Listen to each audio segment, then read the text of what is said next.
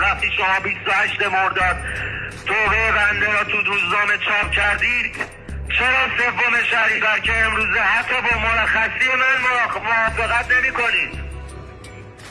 بابا به من گفتید ازدواج کنم، بنده گفتم باید از اومدم ایران توی شرایط درستی قرار بگیرم. به دروغ به من گفتن ازدواج توبه رو کامل میکنم. یعنی هر کسی که زن نداشت مسلمون نیست؟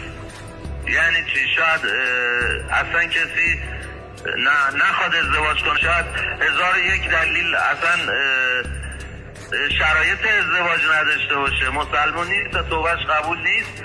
خب با طبق همین ازدواج کردیم.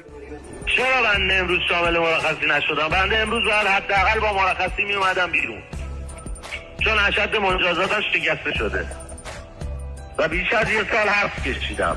با حبس انفرادی 2 سال حبسمو کشیدم 1/5 و شامل مرخصی لااقل میشم.